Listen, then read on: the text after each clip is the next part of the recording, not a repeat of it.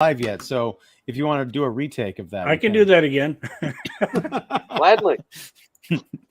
No, we'll keep it civil here for a change. No, but yes, everybody, thank you for joining us for the a special Saturday school detention episode, I guess, of Accademia Giallo. We're here in the beautiful end of month of February with myself. I'm Ian Simmons of Kicking the Seat. We have back with us John Kitley of Kitley's Crypt and Discover the Horror, and a very special guest, Troy Howarth. How are you doing, sir? I'm good. Thank you for having me. Troy, you were invited onto the show at the last minute by our friend Bryan Martinez, who ironically is not here. Because he mentioned that you might have a very special connection to the director of today's film. We're going to be talking about Eyeball today, and Umberto Lenzi is the director. Tell me, how are you connected? What is your special interest in Mr. Lenzi? My relationship, so to speak, with Lenzi is an interesting one because for years I didn't really think too much of his work. I used to find his self-aggrandizing interviews and so forth rather peculiar, to say the least, and not seeing very good copies of a lot of his films, and frankly not seeing most of his films, just seeing a sort of chunk of things that he did in the 70s and 80s. Didn't always give me a very good idea of the talent that he actually had. So within the last couple of years, that has risen, in my estimation. His stock has risen. And I wrote a book about him called Make Them Die Slowly, The Kinetic Cinema of Umberto Lenzi, which is going to be out hopefully this spring. Wow, okay. Is it, can you pre-order it, or where can folks find it? No, they will, WK Books, when it comes out, it'll be available through Amazon. So pretty much just one of those things. Whenever it's available, it'll be out there.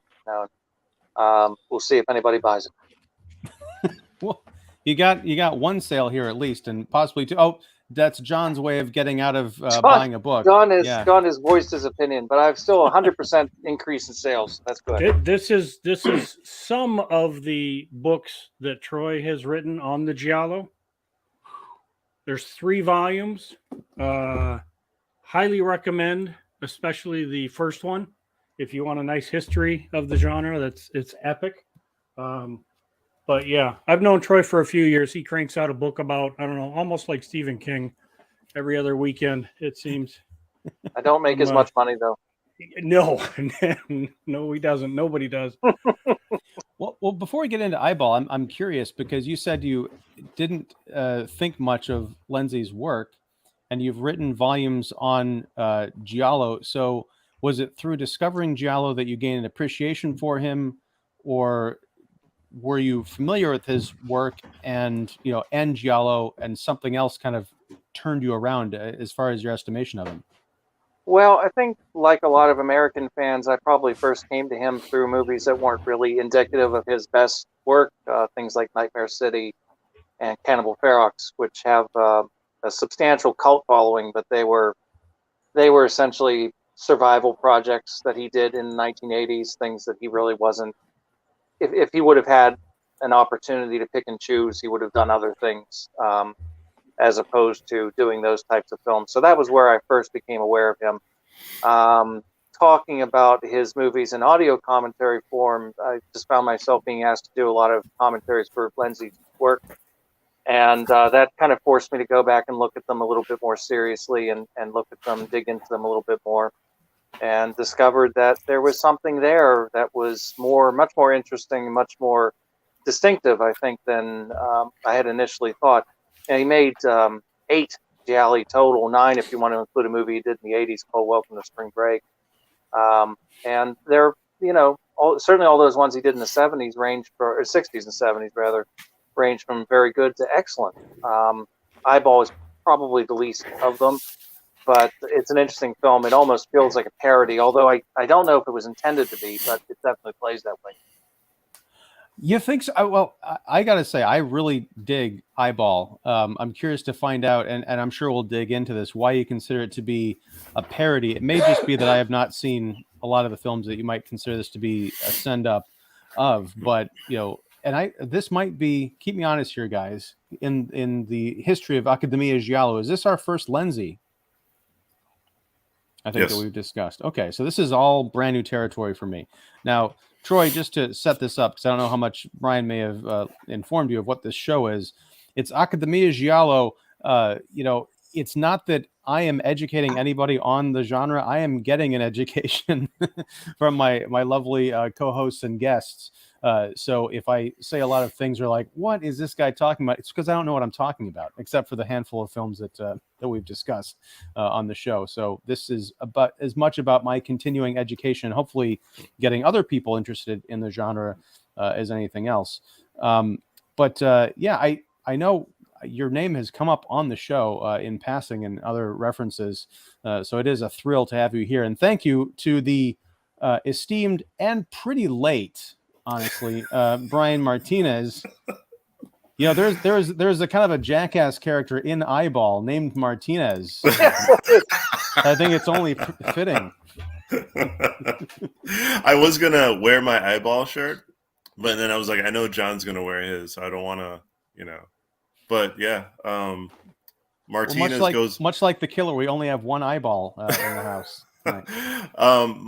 Martinez goes down as one of my favorite Giallo characters of all time. So happy to do this show. Well, thank you and welcome and thank you for inviting Troy. This is a big pleasure. And without further ado, let's kind of get into it. We typically open these shows with a look at how people first discovered the movie at hand. So we are talking about 1975's Eyeball. Bryan, John, Troy, where in your Jolly education, your experience, did this movie come, and what was your kind of first impression of it when you saw it? Who wants to go first? Anybody? Raise your hand. I'll go first. Right, I first came across Eyeball in the bootleg market because the title alone, and it's Italian, you have to see it. So it's one of those that any beginning collector was going to seek these films out, kind of like Torso because of the notoriety of the name. I don't remember how long ago it was. And I think unlike Torso, this doesn't live up to the title as much as Torso does. It's not bad, but it's not one of my favorites either. But I will say that it because of Bryan, I'm talking. Do you mind? Sorry. Because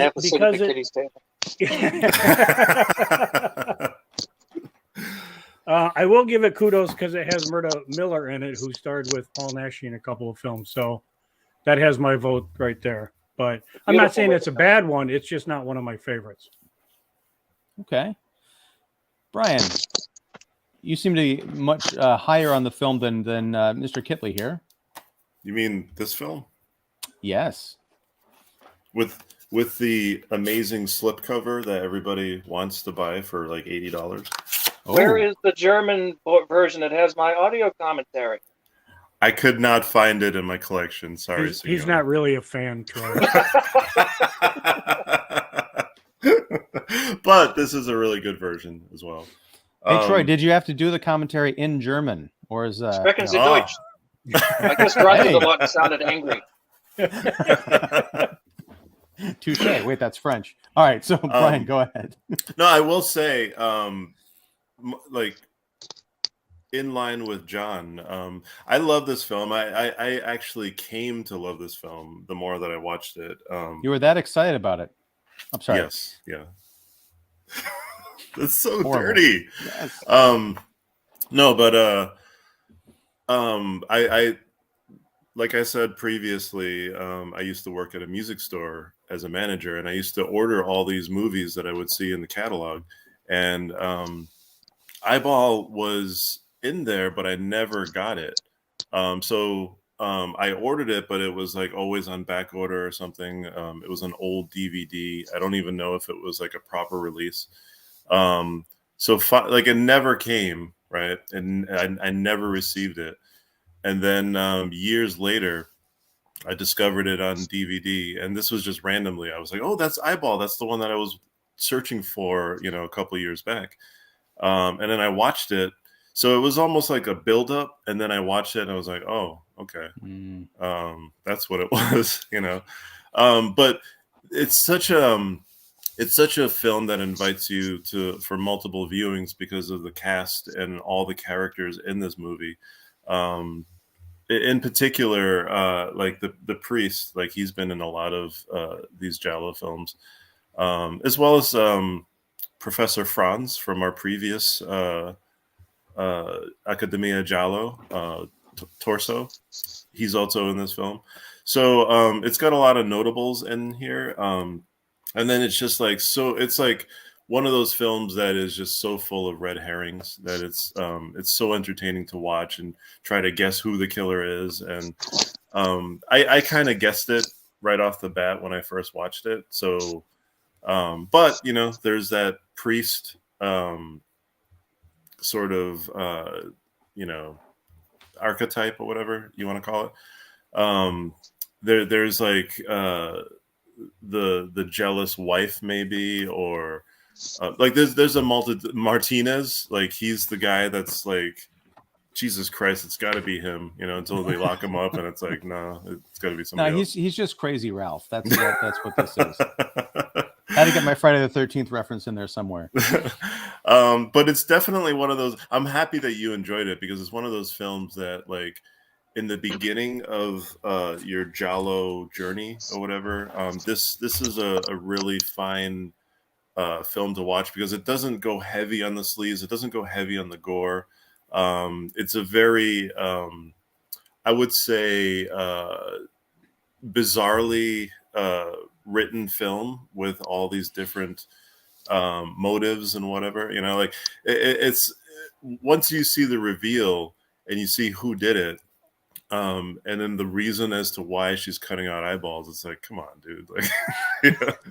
but like you're in this world, and not to mention the soundtrack is just one of those memorable soundtracks that I will have a hard time forgetting, even if I get amnesia. Like I hear that soundtrack and I instantly am like implanted into this film. So it's a film full of many quirks for me. I love it.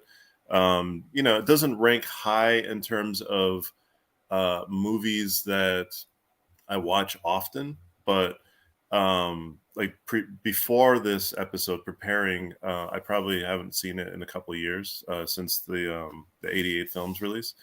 But watching it for this show, it brings back a lot of cool memories, and it's one of those movies that I liked more the more times that I've watched it. So, okay, Troy, how many times have you watched this movie, and how has it changed since the first time you watched it, in your estimation? Thought you were going to ask how has it changed my life. Well, that too. I am figured that was a enriched. natural progression. Yeah, I'm enriched. How many times have I seen it? Oh, I'd probably at least a half a dozen, maybe as many as 10 times. I don't know.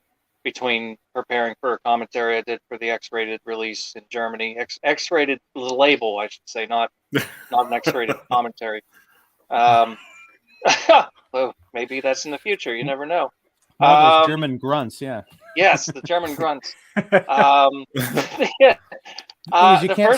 can't see the glass table on the audio commentary. Sorry, go ahead. That's true. That's very true. The first time I saw it, I did not like it. Actually, did not like it at all. As a matter of fact, in So Deadly, So Perverse, I did not give it a very kind write-up. As I've said before, it was Lenzi's 8th Giallo, arguably his last one. I'm not so sure that I don't personally count Welcome to Spring Break as a Giallo, although it does have elements that fit into that genre. But of that 8 that he did from 1968 to 1975, I think it's the weakest one. It's certainly not as accomplished as the other ones, but it's an interesting movie because I mentioned before, it feels to me almost like a parody. And I feel like Lenzi was going through a period of making a lot of these films, trying to do something different with each one of them. He didn't want to just keep repeating himself, doing the same thing over and over again. So he starts off with the sort of Carol Baker movies that are all based around Diabolique, you know, the whole idea of psychological kind of machinations, some flawed, psychologically weak protagonist that's being exploited by other people trying to drive her crazy for her money or something like that. and then kind of got into the Argento terrain with things like Knife of Ice and Seven Bloodstained Orchids. Then he comes to Spasmo, which is like, it's like nothing else. It's completely different, and I've grown to love it. And That's actually my favorite Lenzi one. I like it a lot now. I've grown to like it. It's certainly the most surreal of them. It's the most unusual. It's the one that really stands out as what's your favorite Lenzi? Orgasmo. Orgasmo was the first, and that's the one I like the best. Okay. But I like them all. I do. I like them all. Eyeball, to me, kind of feels like he's got to a place where the market is flooded with these movies. There's all kinds of movies being made. I'm just going to have a little bit of fun with this one. So I'm going to ladle on the red herrings like nobody's business. Crash zooms into people's eyes, people acting shifty for absolutely no logical reason whatsoever. John Richardson showing up and looking constipated every turn. He just looks like there's something going on with him all the time. And there's a payoff, but it's a ridiculous payoff. Let's be honest. Yeah. The explanation is absurd. It's packed with lots of familiar faces. We mentioned Martinez, Ralph Baldassare, who's a familiar character actor. This is the only real Giallo that he was in, although he did a couple of Spanish films like Killer Wore Gloves and Killer with 1,000 Eyes. John Richardson, of course, who is one of my least favorite people in these films. He's just such a wooden actor. But he was in, a few. He's in Torso, Reflections in Black, Murder Obsession, which is a really interesting Ricardo Fredo film. Yep. And Martine Brochard, who's not known for Gialli, but I think gives a very good performance in this film in the lead. I think she really pulled kind of a rabbit out of the hat there with this performance. I think it's very, very good. But also people like John Bartha, very familiar character actor, Fulvio Mingozzi, Tom Pelleggi. All these kinds of actors who show up in a ton of these movies, and you may not know their faces, or know their names rather, but you know their faces when they show up. Even Lenzi's own wife is in the film, Olga Pehar. She plays Mrs. Randall, one of the tourists who ends up departing at one point with her husband. So she's in it as well. And Jorge Rigaud, who we were talking about before, playing the priest, who's in Lizard in a Woman's Skin and Perversion Story and a bunch of other things. So the familiar faces, a great Bruno Nicolai score, as Bryan was correctly mentioning. It's a tremendous score. If you don't like that main theme, you're in danger because it's played a lot in the movie. It never stops. Over and over again, and it's repeated. But I love every repetition because I think that theme is so catchy. It's one of those films I'd be hard pressed to say I think it's a really, really good film per se, but it's fun. I think that's ultimately what it is. It's just a fun ride. If you can get into the spirit of the thing, which again, to me, I don't know if he really intended it to be as funny as it is, but it is. To me, it's amusing. Yeah. Well, we have Dr. AC, Aaron Christensen, dropping in to say, hey, everyone, of course I'm missing out when Troy shows up. Well, don't worry. I'm sure we'll get the whole band back together and have Troy on drums, as it were. I will mention the show is called Accademia Giallo, and this is the first show where we actually have a scholar of these films on the, I've yet to sit through one of these episodes and actually learned a lot just from one person talking for thank you, Bryan. 3 minutes.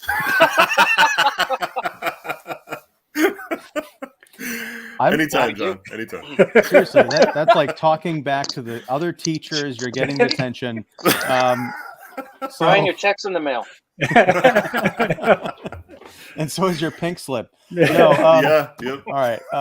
Totally agree. Aaron says, Lenzi is having a lot of fun. I think the audience is in on the joke. Now, confession time, gang.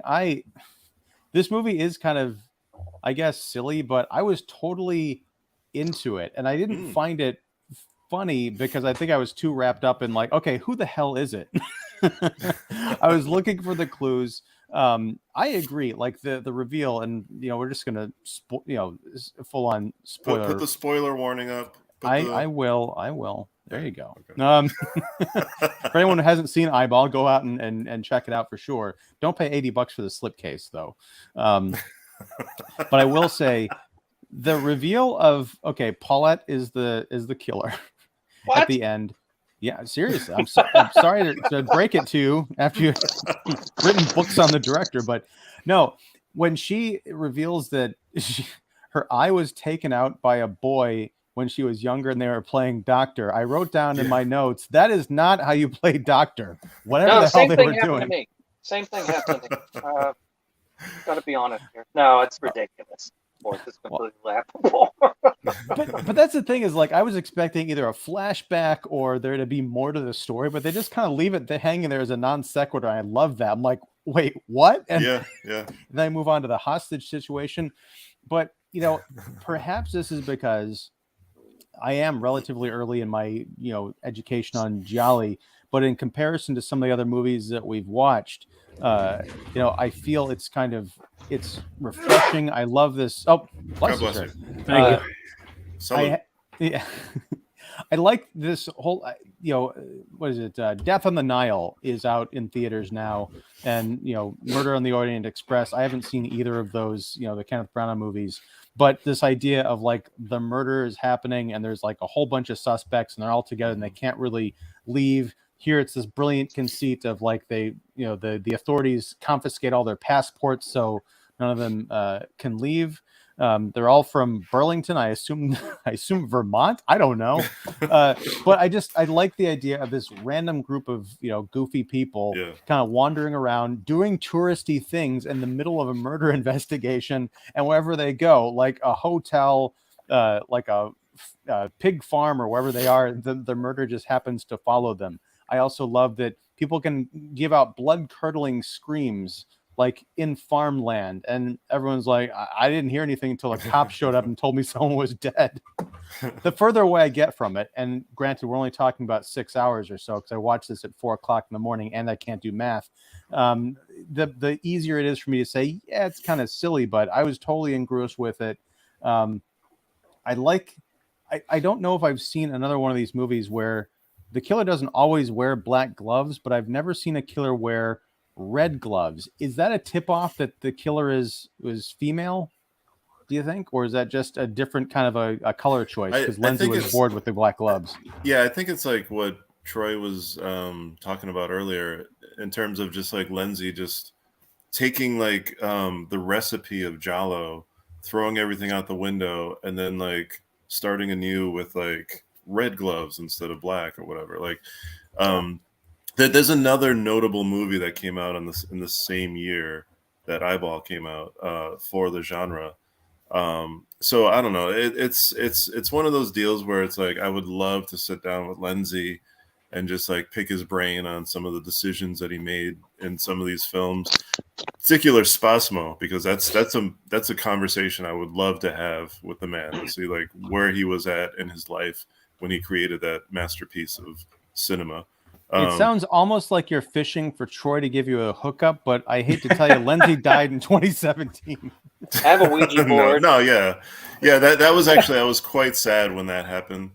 But no, like it's one of those like conversations that I would have loved to have with the man or whatever.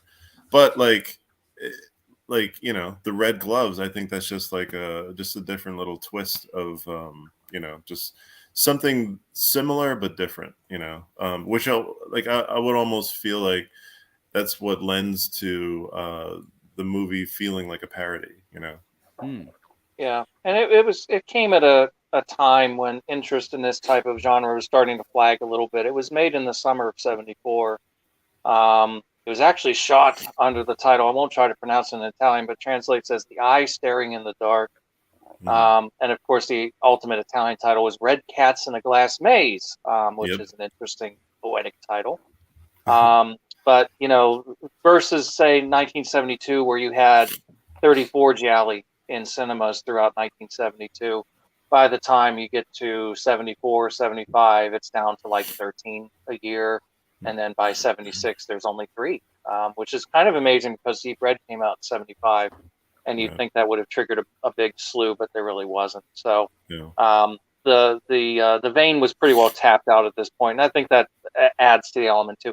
I mean, that's what often happens with genres. Whenever they start to get a little long in the tooth, they start to get into parody. You saw that with Universal, with the Frankenstein monster and everything being in Abbott and Costello. Hammer started getting into sort of self-parody in the 70s of things like Horror Frankenstein and, you know, things that feel kind of camp compared to what they had done, you know, in their heyday. And that's kind of what's happening here too. But I mean, it is the black gloves traditionally. That was something that was established, right away in the very first ones that Mario Bava did. But even Argento later on would mix up a little bit. And Do You Like Hitchcock? There's a killer with white gloves in that one. So every now and again, they just like to kind of put a little curveball at you, I guess. And there's something I would have to go back and watch this, and maybe since you guys have seen this multiple times, I feel like at one point, I don't know if it was the scene in the airport where the hand reaches into frame and grabs the blue Pan Am bag, but it felt like those were leather gloves, whereas in some of the other scenes where you see the hand holding the stiletto and attacking, they almost seemed like softer, like a fuzzy fabric gloves or something. Am I missing something, or am I hallucinating, or what? Probably just good old fashioned continuity bloop. Honestly, I never thought about it myself. Honestly, as somebody that like admittedly, it's a little weird for me to say this, but what have never stopped you before? Yeah.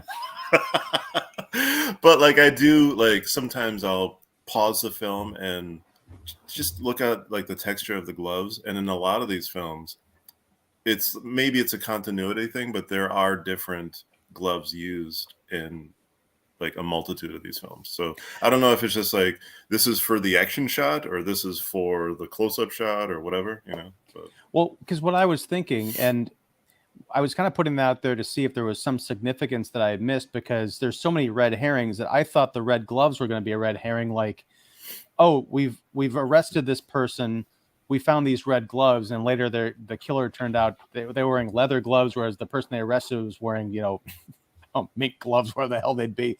So I thought it was like an intentional bit, but if it's continuity, that's totally fine. We got another comment from AC. It came in a couple minutes ago. Hey, I'm a doctor. Yes, I'm sorry, I screwed that up. But also, I got to point out something that Troy messed up. You mentioned that you have a Ouija board. In the case of dead Italian directors, it's actually a Luigi board. Oh, I'm sorry. I see wow. what you did there. Yeah, All right, I'm we'll leaving move on. now. I was gonna say, where's my J&B? I have no dignity left after this.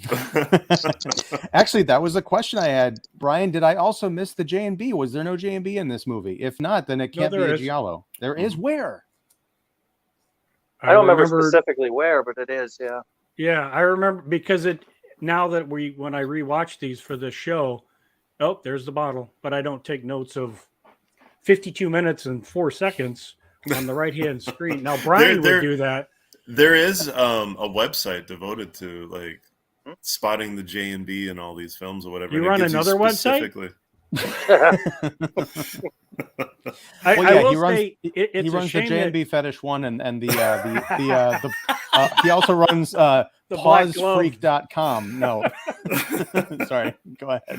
No, I was gonna say it's a shame that it didn't continue like Universal did, because then we would have had films like Torso versus Eyeball.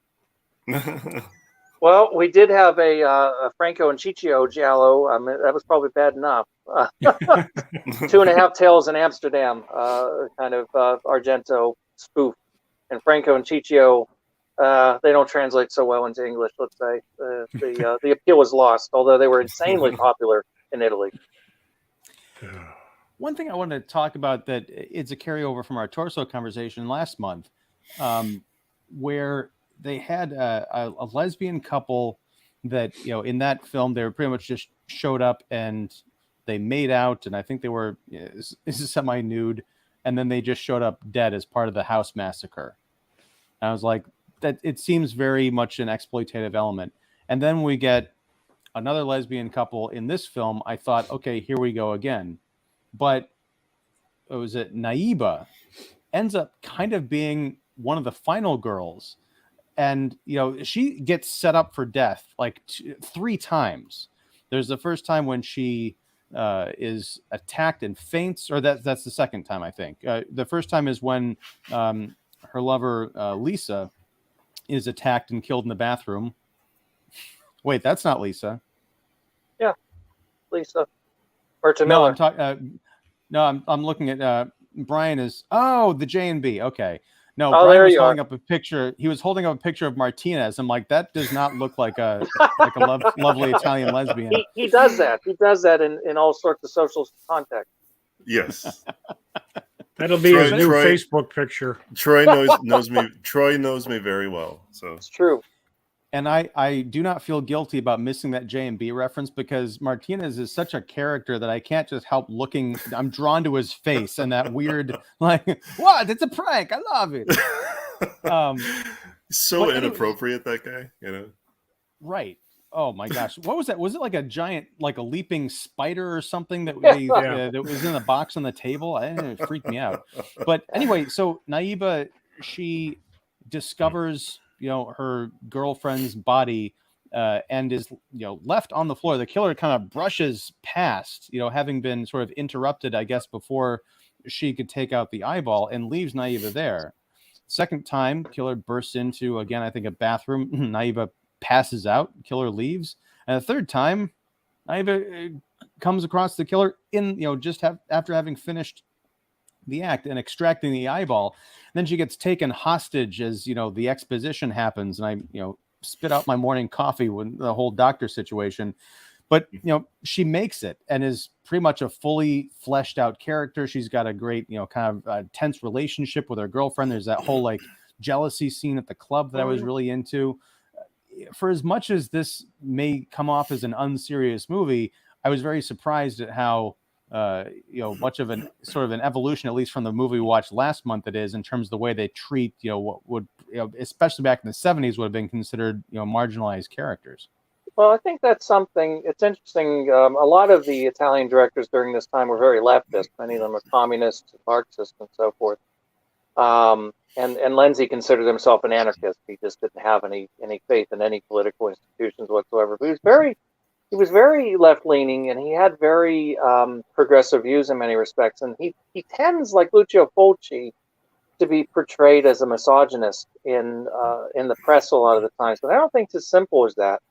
And looking at all of his films, he made 64 features total, which is a lot of movies, of which this is the 33rd. So this is almost kind of, halfway point, although, it's a little bit heavier behind it, but you know what I mean? It's essentially kind of the halfway point for him. And it's interesting that in a number of his films, he would have gay and lesbian and even sometimes cross-dressing characters in his films that are presented, I find, surprisingly sympathetically and with empathy, as opposed to just figures of fun to be mocked and made fun of and so forth. So there is a progressive component to him that comes through in his films. I've never really been entirely sold on Sergio Martino in some respects. I find him to be a much more impersonal filmmaker in some respects. I don't really see a strong personality in his movies, although I like some of them very much. But Lenzi, Bava, Argento, Fulci, guys like that, Massimo Dallamano would be another one. I feel like there is a vision that is consistent across the board, whether they originated their project or not. And there's something that I see in his films that I thought was really interesting, again, considering that he's often attacked as being this sort of, sexist, misogynist filmmaker, that actually there are some very surprisingly sort of tender and empathetic portrayals of marginalized figures in his films. Maybe not as much as Argento, who was very progressive in his attitude, but still more so than I think he gets credit for. I would totally agree. In a lot of these films, like you see that, like on surface, it might seem like, oh, well, they're bringing in all these like gimmicky characters or whatever. But when you watch the films, like there's actually like in a lot of Argento films, like they're actually some of the main characters used. I know like early on in, I believe it was Bird with the Crystal Plumage, when they're doing the lineup and then they say, bring out the perverts. Like it's sometimes like some of that stuff, but I feel like that's more of the sign of the times versus what they're actually doing in the films. And Lenzi is no, stranger to that as well. Oh my God. You okay, Troy?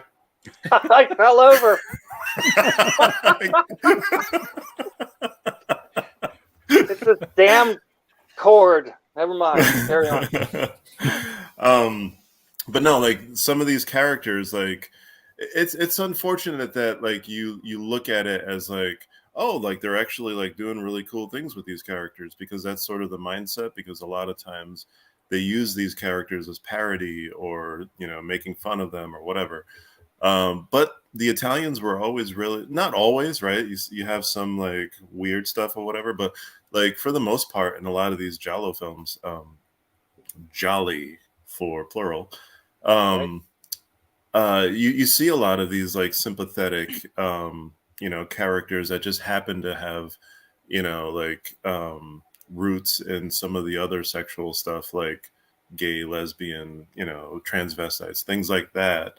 So I like that we're talking about a movie from 1975, and it does portray these characters in a really good light. So Well, and that's the thing is, you know, it has been kind of a recurring theme on this show and some of the Hammer shows I've done with AC, is talking about my sort of surprise at some of the portrayals of characters in, you know, different types of people in these earlier films, because a lot of the conversation today, you know, around contemporary cinema is, you know, there are a bunch of voices who've never been heard or represented on film, you know, properly, and or, you know, say like women and gays, you know, if they were, you know, portrayed at all back in the day, it was always like as a joke, or, you know, as just kind of people would be killed in hateful ways.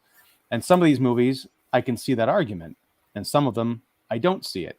And right. so I'm trying to figure out, like, you know, just like every other bit of conversation, it's usually only half true, because not everybody has a full range of perspectives. And that's one of the things I'm happy about, is being able to go back and see, well, you know, here are some great examples. Mhm. Yeah. It's kind of like, you see some of these modern conversations about, like, you know, finally, you know, like Ghostbusters 2016 comes out and like, finally we have strong women in science fiction or comedy or whatever. Like, well, you know, we also had Ellen Ripley and Sarah Connor and, you know, those kinds of things. So it's all about perspective and education. Well, and One you know, thing, even going back to Argento for a moment, I mean, it was interesting that back in the '70s, I don't remember if it was, I think it was around the time of Four Flies. He wanted to do a film with a gay protagonist. Mhm. You know, and he was talked out of that because it was seen as sort of commercial suicide. So, but he still created interesting gay characters in his films and so forth. And again, I think that sometimes it's the same thing with the sort of arguments about misogyny and everything else. Sometimes it's true, sometimes it's not.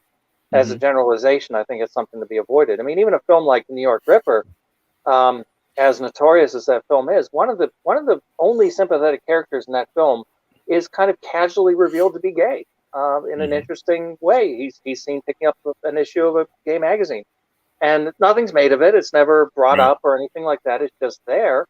But I mean, he's one of the few people in that film that you actually have some empathy with. So again, there are these progressive elements that do come into these movies. And like to add on onto that point, Troy, like the like make no mistake, when we're talking about Jolly, we're playing in the sandbox of like psychosexual, you know, trauma, past trauma, all these different little quirks that just create a specific individual or whatever. Um, so I think it would lend to these Italian filmmakers, the idea of like playing with them in a proper setting, and you know, playing fair with all of your toys. Mm-hmm. So I think sometimes it does come across as like, oh well, the killer could be anybody. We're not focusing specifically on, you know, gay, lesbian, or whatever. We're just simply like focusing on each and every one of these characters, and then some of these characters happen to be pivotal characters in the story. Um, so you're not taking each and every one of them lightly. You know what I mean? I don't know if that's like a conscious writing thing or whatever, but it's true. Like when you look at each and every one of these films, and I say Giallo versus slasher because slasher, once you get into the 80s, anything's fair game in terms of like making fun of stuff or, you know, putting something in a weird kind of light. Um, but I think the 60s into the 70s and then beyond, some of these Giallo films definitely take care of each and every one of these characters. Like, you know, you should definitely be focusing on every one of these specific individuals rather than like, you know, and I don't know necessarily know if like you throw a gay person in there or a lesbian couple in there or whatever, and that's supposed to shift your mind in terms of like suspecting who the killer is or whatever. mm, Um, You know, I don't know if that's like a specific tool that's used or whatever, but it definitely seems like they're actually respecting each one of these characters despite like where they lean towards in their personal lives, you know? Yeah. I think it's just more of just different kind of characters because in Eyeball you have the American guy with the cowboy hat and the cigar, and I mean, the tycoon. yeah. So Yeah. it's I don't want to say a parody of a stereotype, but it's a different type of character that he filled the whole movie with. Mhm.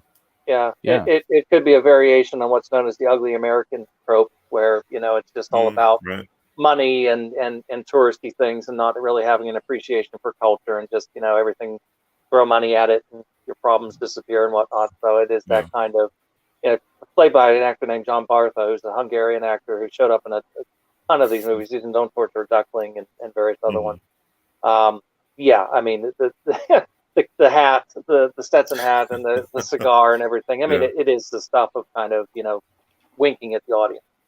You almost feel like Lenzi was like, oh, he's an American. Put a cowboy hat on him. Give him a cigar. You know. Well, I mean, it's fair because in American sitcoms and shows and things like that, anytime we Yeah. show an Englishman, it's always somebody who's either very effete or very they're either a Cockney or they're from the royal family. Well, the Mhm. British have their revenge on us because if you watch enough British sitcoms, you'll see every time you see an American on there, they sound like a Texas oil tycoon. Yeah. So Yeah. it's fair game. It cuts both ways. We have a lot of nasty Italian stereotypes in our Mhm. culture for sure. So Absolutely. good on them for getting us every now and again. Yes, sir. Well, yeah. Was it that guy's daughter, the one who was wearing on the tour bus when we first see everybody that was wearing the American flag get up, or was that one of the other? Because there are like I two think that was teenage her girls friend. in here. Okay. Yeah. Yeah. Yeah. Like the one where Martinez is like kind of looking at like, oh, like who's that? You know. Yeah. Not to I've only seen this movie once, and it was 4 a.m. So I don't know. I had a hard time telling the comely young American tourist teenagers apart, except that they both ended up well, the second girl ended up, she was attacked in She the was pool, attacked, right? right? But she didn't die. That was another thing that I appreciate about this movie is the idea of the attack interrupted.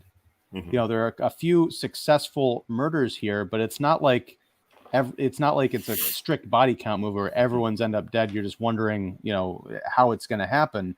There's the attack by the pool, I think was really cool, not to rhyme. I also like the red rain slicker. I think was kind of a neat Yeah.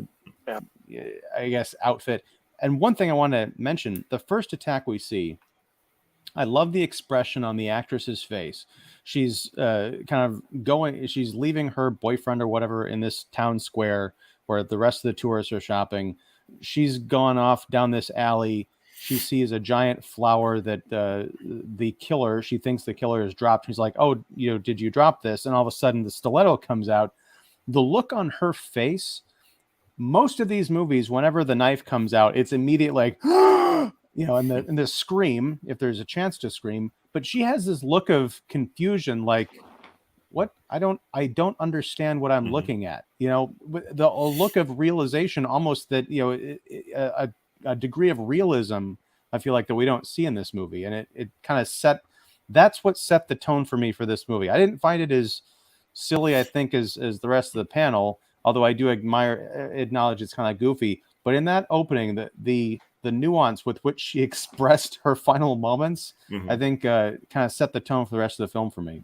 That it makes it interesting that you're watching this for the first time and you're gleaning this experience because it is definitely like a departure from like Troy's first experience or John's first experience. Like you're watching these films, and as time progresses, like we come to Eyeball, and there are certain like tones in the film. Like for example, the pool scene that you brought up, when the killer runs away.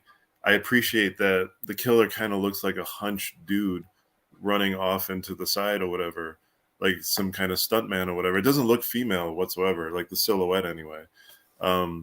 So when you see that reveal, you're like, oh, okay, like it does like take it plays with its own rules basically, right?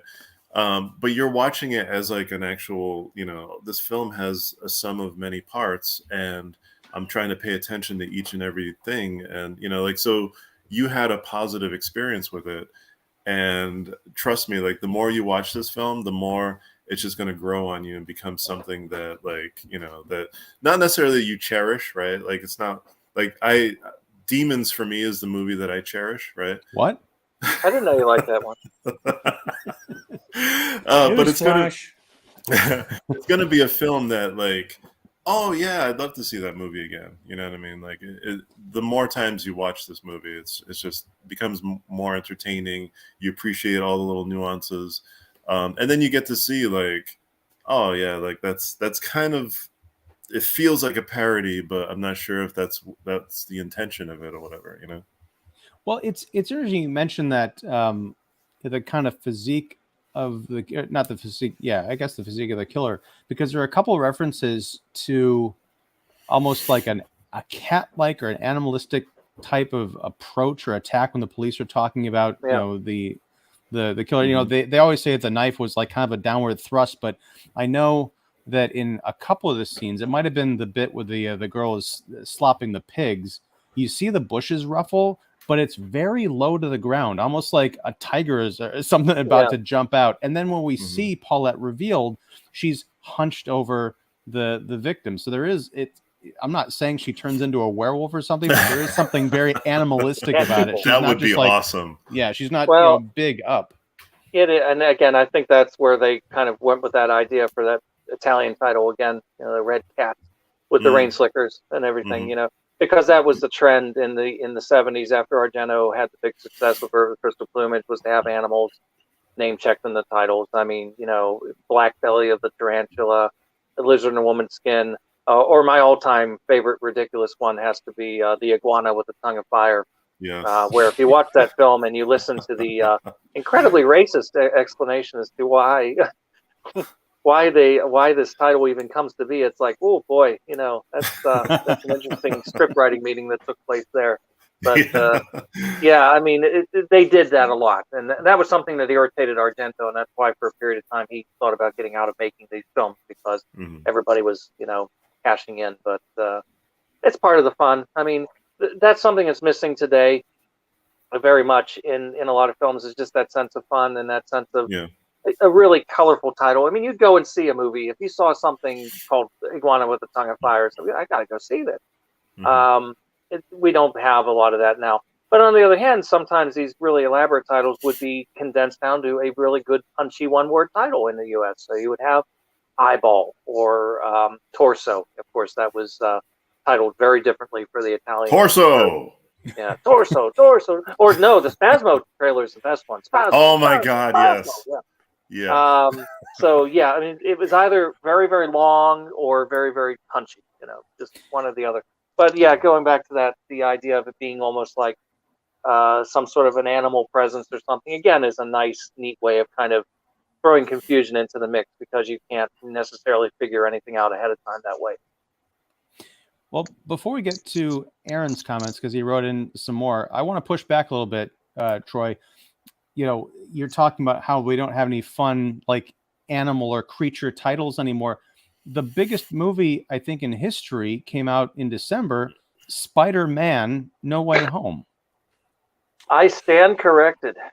Thank you. I just wanted to be acknowledged. That's all. No, okay. The three Spider-Men and the ring of Dr. I don't know. That's a spoiler there, sir. Yeah. Well, I guess we got the spoiler tag up, but okay. All right. So AC writes in, you may have commented on this already, so fair enough. We'll turn that off. No, sorry. That's great. But wasn't AC the reason why we were holding this on a Saturday too? No, it's me. I'm actually traveling tomorrow. Oh, gotcha. Yeah. Sorry, AC. Sorry, doctor. Well, and I don't. He's traveling as well, but I don't think when we set this up he could have foreseen that.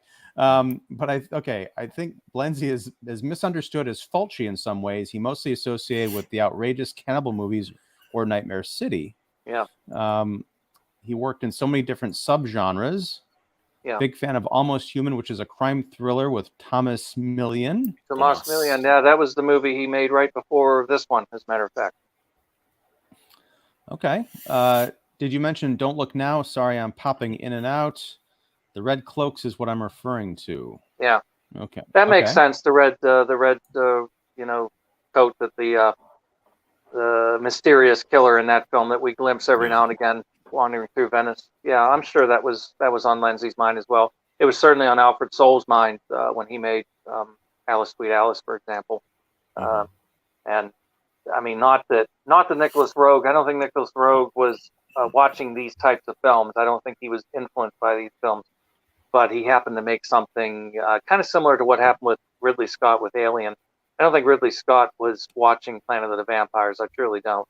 But I do think that, Dan O'Bannon, who wrote the script, was familiar with that film and took certain elements. So there are interesting ways some of these little things will come in and influence each other. And so every now and again, you'll get a kind of big budget mainstream film that has a kind of a feel like that. But sometimes it's coincidental, sometimes it's not. But Sean Cunningham was totally not watching Bay of Blood. Well, I mean, it's interesting because it was released in the U.S. through Hallmark, which is a company he had an interest in, and it was sold at one point as Last House on the Left Part 2. I'm sure he had some interest in seeing it. But bear in mind, too, that film was written not by Sean Cunningham, but by Victor Miller, who claims to not be a horror fan at all. So, I mean, you don't know. It's hard to say sometimes. It's weird, right? Like when you see a lot of these similarities and like striking similarities, like, oh my God, that had to have been ripped off. And then like it's just sometimes it's just like these weird similarities that just pop up. It's just weird coincidences that come into it every now and again. But I mean, to go back to Dr. Aaron's point about Lenzi and genres and so forth, he's absolutely right. And one of the big points I try to make in my book about Lenzi is that we tend to think of Lenzi as being this very erratic filmmaker who made a lot of, let's be honest, made a lot of junk, but he made some really good films. And point of fact, if you look at his stuff through the 60s and 70s, remarkably consistently good. It's only the 80s where he's getting into that stage where it's a young man's game. He's middle-aged. The Italian film industry in general is in terrible shape. Everything is kind of going down the toilet. If you want to keep working and making movies, you've got to do what they offer you. So he did do some really bad movies in the 80s. And unfortunately, Cannibal Ferox is not really one of my favorite Lenzi films at all, but it's the one that everybody knows him best for. And I think that was something he always had kind of mixed emotions about, because it's nice to be remembered, but at the same time, it'd be nice to be remembered for the better stuff. But I mean, that's the way it works sometimes. Right. I've heard of Cannibal Ferox, but I've never seen it. You like animals?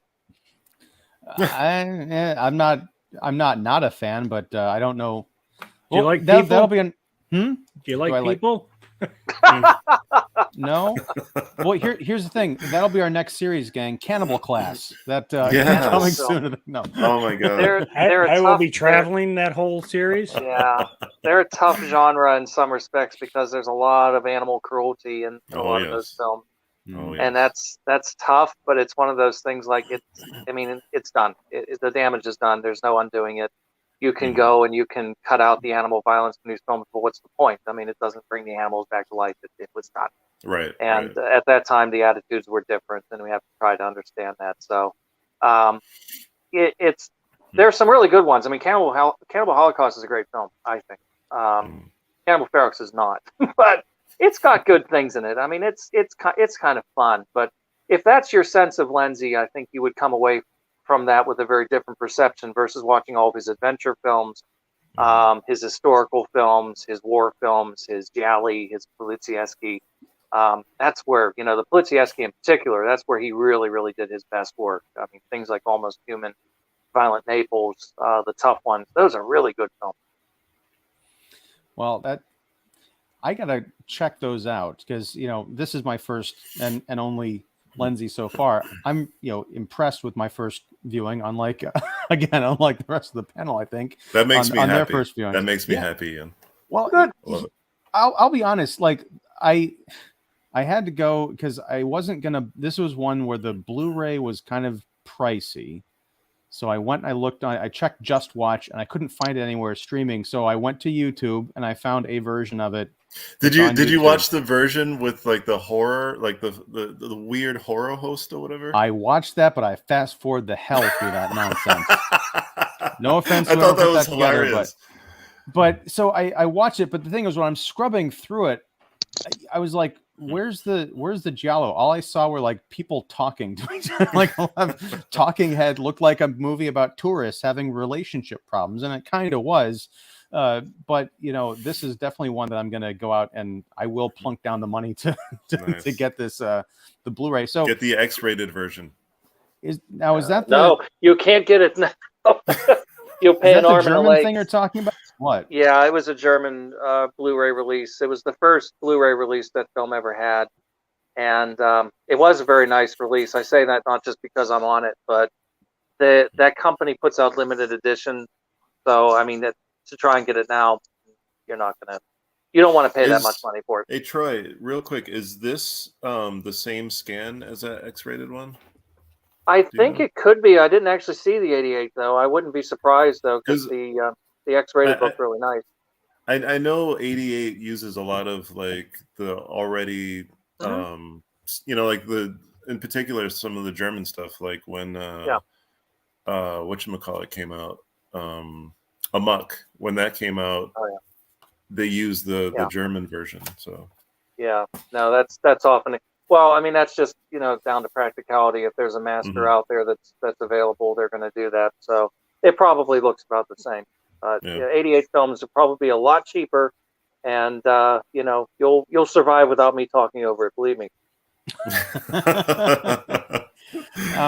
Well, okay. So 2 more things. One, I want to ask about Paulette, and did anybody think of this? And maybe again, did I miss something? When we see her over the body of that last girl that she has just murdered, she takes out the eyeball, and just before she can put it in her head, rightfully Naiba screams and interrupts the whole thing. What was she doing that with all of these eyeballs? Was she trying to find one that fits, or what? Yes. Because I would imagine that area is going to get infected or something if she keeps putting all those random Italians eyes in her don't face. care. Italians do not care about You got to throw logic out the window when you watch these movies. I'm telling you right now. That's the thing that a lot of people can't make that jump, especially if you're a big fan of traditional Agatha Christie and kind of mystery, where everything is fair. If you can't run with it with these movies, you're in for a tough haul, because they can get really ridiculous. Some of them actually do have good plots that actually do kind of make sense. Deep Red basically makes sense. There's one little moment there that's kind of like, well, there's no way that's possible. But everything else does work, and it's coherent. But some of them are just like, forget it. You either can accept that or not. Logically, no, that makes no sense whatsoever. But neither does a lot of this movie. That's one of the things we told you, Ian, during the beginning of Accademia Giallo's. Check your logic at the door with a lot of these films. I can't do it. No, but that's the thing is that what I appreciate about that though is it's a question that I ask after the movie's over, because it comes at the very end of the film. Like in the last 5 minutes, we get the reveal of the botched doctor game along with her shoving this eyeball into her face. And I'm like, whoa. But going back, I'm thinking it would have been fun if, Paulette just gradually started wearing sunglasses for no reason, and she has to go see the doctor because something's wrong. I love the whole like, we finished this by Sunday. Now let's go trout fishing or whatever. He's getting too old for this shit. Yeah. He's the old inspector. He's got to tie up that last case before he retires. Yeah, that's a familiar gamut in these movies. But that's another thing that I loved, is because when I see that scene between those two, the up and coming cop and the retiring inspector, I'm like, okay, literally they could just. I'm surprised there wasn't dialogue of like, I'm too old for this shit. But I'm like, this guy, he's a dead meat. The inspector who's got a week to live. He's an older guy. He's in the Giallo. There's no way he's surviving. But at the end, he gets to pass the torch, and the hero gets to fly off in the plane. It's a happy ending. It's like a double happy ending. Yeah. And I felt great coming out of this story of murder and mayhem and bad cases of doctor. You don't get a lot of happy endings in Jelly. Nope. No. That's what makes it special. Yes. So, all right, to kind of There's last question or last comment from Aaron. Man from Deep River is actually a solid adventure flick. I'll have to take your word for it. That was Lenzi's. I mean, it was always a bone of contention. I mean, if you watch enough interviews with Lenzi, I don't want to talk too long and make you go over time, but Lenzi, if you watch enough interviews with him, was a very abrasive personality, but a big part of that was an act that he liked to put on. He played the big director in interviews. And he had a very ironic sense of humor that sometimes gets lost in the subtitles. So he would say things like, Black Demons is a masterpiece. And you're like, what? But he's not serious about that. He said off the record he knew that movie was crap. So he would very often say, I invented this, I invented that. I was the one who created this, I created that. He did try saying that he kind of created the Giallo, which is not true, obviously. Nice. But the cannibal film, he did kind of get started with Man from Deep River, which is a 1972 film, basically kind of a cash-in on Man Called Horse, the Richard Harris movie. And it has incidental kind of cannibalistic elements in it.